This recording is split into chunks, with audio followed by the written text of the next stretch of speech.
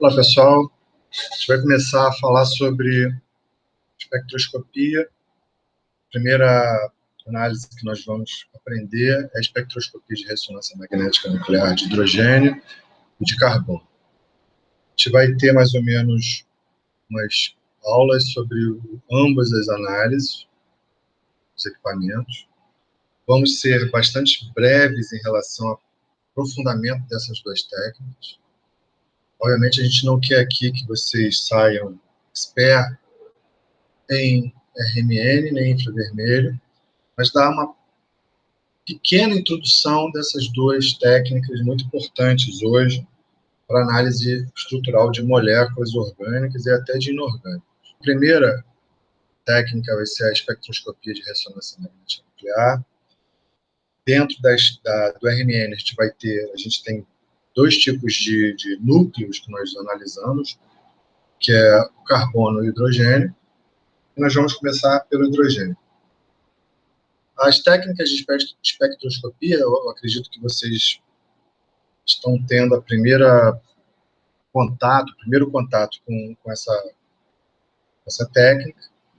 Então, é bastante interessante e tanto o podcast quanto aquela reportagem que eu enviei para vocês, elas dão um pouco de sustentação no que a gente vai ver aqui hoje. Então, espectroscopia é um fenômeno que acontece quando a gente tem uma onda eletromagnética interagindo com a matéria.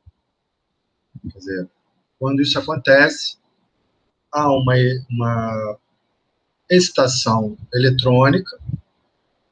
Essa excitação eletrônica eleva o elétron ou uma partícula qualquer a um nível energético maior. Quando ele volta para o seu estado fundamental, ele emite aquela frequência que ele absorveu. Simples assim. Obviamente, todo esse processo é um processo muito complicado, porque envolve quantização da energia. O que quer dizer quantização da energia? Cada excitação dessa envolve uma frequência específica. Então, quando um elétron, por exemplo, passa de um nível para o outro, isso é a consequência da excitação através de uma frequência absorvida. Então, ele vai ter uma gama de frequências chegando à matéria. A matéria vai selecionar de acordo com a capacidade daquela partícula em absorver energia e se excitar. Quando ela se excita e volta ao estado fundamental, ela emite aquela frequência como se ela tivesse selecionado aquela frequência. Então, quer dizer que ela entrou em ressonância com aquela frequência e ela utiliza para ela pular de nível. Quando volta, solta aquela frequência como se fosse uma filtração. Então, isso é um processo quantizado. E ele obedece às condições de Bohr, Einstein e Planck. É mais ou menos isso aqui, nesse quadro que está dizendo. Ó. Quando eu tenho um elétron, ele pode estar em qualquer nível, pode haver um processo de absorção de energia e ele pula de um nível para o outro. Quanto mais interno for esse elétron, menos energia ele tem. Então, para que ele possa ultrapassar todas as camadas, ele vai ter que absorver uma energia muito alta. Não é quantidade de energia, mas a frequência associada a um tipo de energia. Ok? Então, isso é muito importante. Por isso que eu coloquei aqui. Ó, quando ele chega lá no nível a qual ele foi excitado e volta para o estado fundamental, ele vai liberar a frequência específica que ele absorveu. Então, se ele foi pulando de níveis em níveis, se ele apareceu num nível muito alto, ele vai emitir uma frequência cuja energia é muito alta. Não é um somatório de energias, mas uma energia específica, porque a frequência é específica. Como se fosse, por exemplo, um telefone celular. Quando você digita um número de um amigo seu, na realidade está gerando uma frequência. E só o telefone do seu amigo que é capaz de absorver aquela frequência emitida. Logo, não vai ser o amigo Y, M ou T que vai receber aquele sinal, mas o amigo X. Então, é muito específico. Então, para que haja um salto quântico desse elétron, uma frequência específica é necessária, que é diferente desse aqui, que é diferente desse, que é diferente desse, assim por diante. Por isso que eu coloquei aqui, para cada patamar, uma corzinha diferente, uma frequência diferente. E esse aqui, é o espectro que chega do Sol. Então, é mais ou menos isso que acontece com a matéria. Chega na matéria toda essa gama de frequências. Aqui eu estou colocando o comprimento de onda. E quanto menor o comprimento de onda, maior vai ser a frequência. A frequência é medida em ciclos por segundo. Então, quanto mais essa onda ela for menor, a frequência vai ser maior. Aqui a frequência, ela é lenta, porém a onda é grande. E ao momento que essa frequência, essa onda vai diminuindo, a frequência vai aumentando. Olha lá. Ela sobe e desce com mais rapidez. A frequência de tantos ciclos por segundo. Aqui não. Aqui o ciclo é lento. 1, 2, 3, 4, 5, 6, 7, 8, 9, 10, 11, 12, 13, vai aumentando. Quando essas ondas, esse conjunto de frequências chega à matéria, a matéria vai selecionar em relação ao tipo de excitação que ela tem. Por exemplo, quando essas ondas chegam à Terra, raio-x e raio gama ficam presos na camada de ozônio. Por que ela fica presa na camada de ozônio? Porque o ozônio consegue se excitar com esse tipo de raios. O que não acontece com ultravioleta, infravermelho e ondas de rádio, nem com visível. Então, o ozônio prende porque ele absorve aquela energia do raio-x e do raio gama, deixando passar o resto. O que acontece com o nosso corpo, por exemplo? A gente enxerga com os olhos o visível, a gente sente o calor do infravermelho pela pele e a gente escuta pelos ouvidos. A gente jamais vai escutar pelos olhos, jamais vai ver pela pele e muito menos ouvir uma cor. Cada parte do nosso corpo é um detector específico para essa frequência. Os olhos, o visível, a pele, o infravermelho, e as ondas de rádio pelo ouvido. E aí, o que significa esse fenômeno de ressonância magnética nuclear? O que é a ressonância? A ressonância é um fenômeno que é a resposta da incidência de uma onda sonora na matéria. Se essa matéria se sensibilizar com a onda sonora e se mover, por exemplo, pode se mover, pode esquentar, pode mudar de cor. Se isso ocorre, é porque a onda conseguiu interagir com a matéria. Como a gente está falando de ressonância magnética nuclear, e a ressonância ela é um fenômeno que acontece na região de rádio, portanto, nessa região aqui, essas ondas são ondas sonoras. Então, o fenômeno de ressonância magnética nuclear, ele tem a mesma premissa de quando a gente tem uma onda sonora que interage com a matéria começa a vibrar. Às vezes, quando a gente passa perto de um carro, um som muito alto, o nosso pulmão começa a vibrar também, tuc, tuc, tuc, tuc, tuc. que está acontecendo no nosso pulmão e as ondas sonoras daquele carro que estão em ressonância. Tá? Então, aqui, ó, essa ponte, ela está em ressonância. Está vendo que ela está se movendo, o movimento, a fotografia dela se movimentando, porque o vento ou alguma onda sonora fez com que ela entrasse em ressonância com o som e começasse a bailar. E o que significa isso, esse método espectroscópico de ressonância magnética nuclear? Bom, a ressonância magnética ela é um processo que acontece dentro de um probe, dentro de um local que está sob forte efeito de um campo magnético.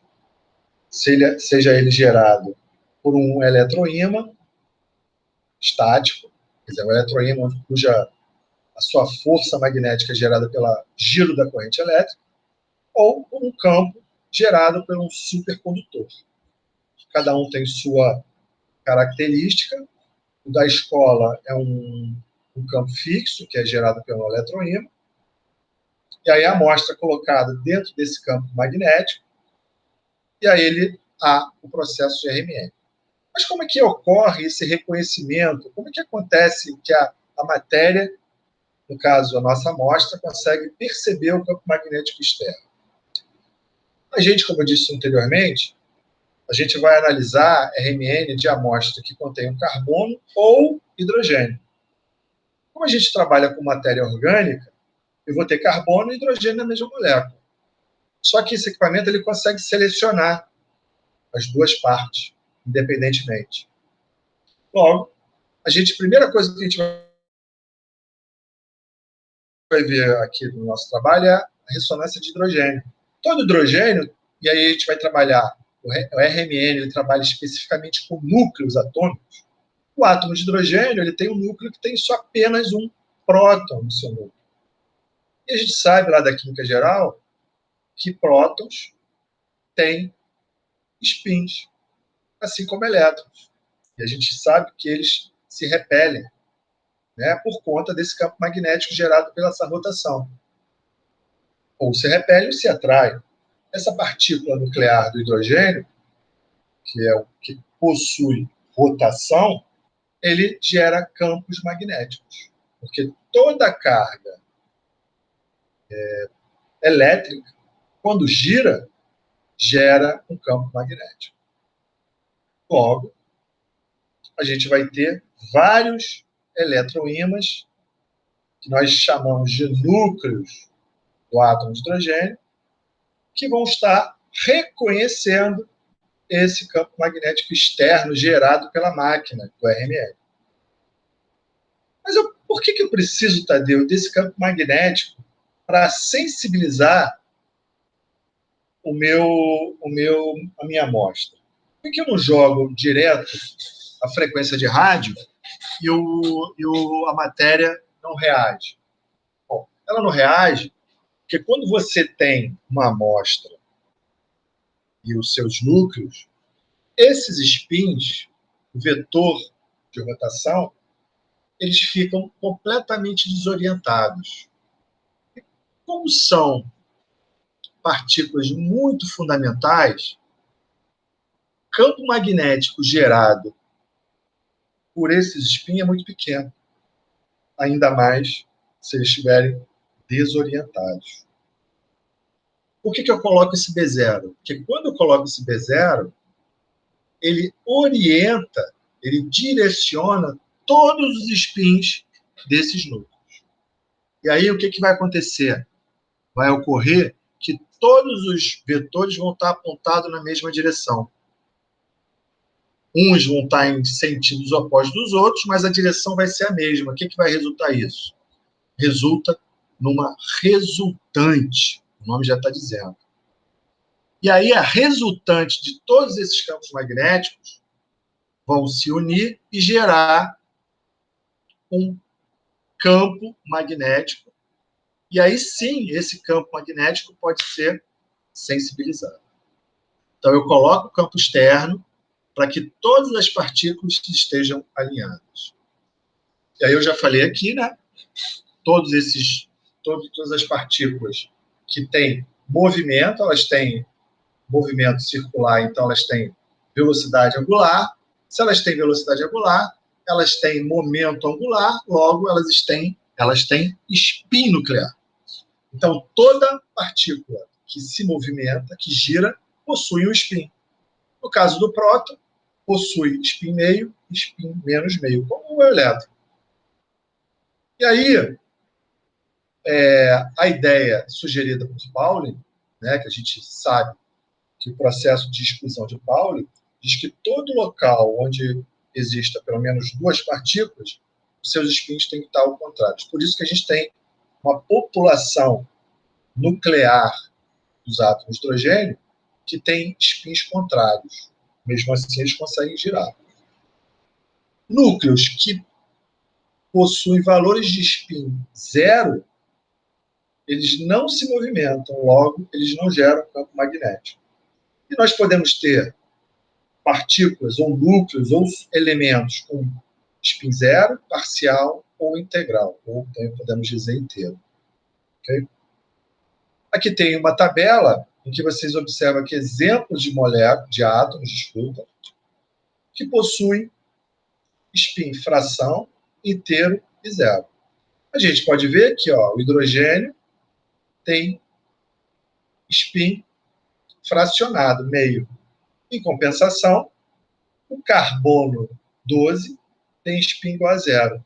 Por isso que o carbono 12, o mais abundante, ele não gera sinal de RMN. Mas como, Tadeu, se você falou que a gente vai analisar carbono, análise de RMN por de carbono. Por quê? Porque um dos isótopos do elemento carbono, carbono 13, aí sim, ele tem spin fracionado. No entanto, olha só que coisa absurda.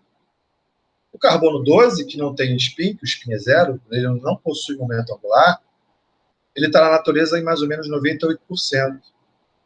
E o carbono 13, 1% apenas.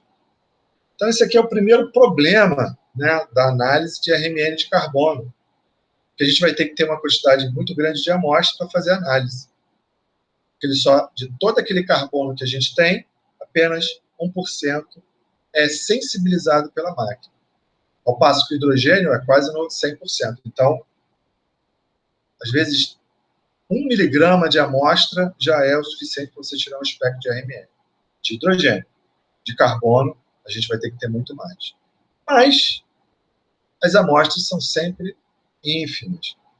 Apesar de eu precisar de 50, de 20 a 50 miligramas de massa para analisar carbono, 20 a 50 miligramas é uma quantidade muito pequena. Bom, como eu disse anteriormente, núcleos que têm spin igual a zero, eles não apresentam movimento circular, logo, eles não geram momento angular, logo, eles não geram momento magnético. Assim, eles não podem ser orientados pelo campo externo, nem gerar sinal de RMN. Logo, apenas os núcleos com spin diferente de zero vão apresentar momento angular, logo, momento magnético. E a gente fica por aqui. O importante é a gente perceber, nesse primeiro item, nessa primeira parte da matéria, é perceber que elementos que vão ser sensibilizados pelo equipamento de RMN são elementos ou substâncias que possuem elementos cujo spin é diferente de zero. Mais especificamente, no tipo de ressonância que a gente vai trabalhar, a gente precisa de elementos que tenham spin meio ou menos meio. Para que haja o sinal, a gente precisa de um campo magnético externo, sensibilizando e orientando todos os spins daqueles núcleos para serem analisados. Na próxima aula a gente continua. Um abraço a todos.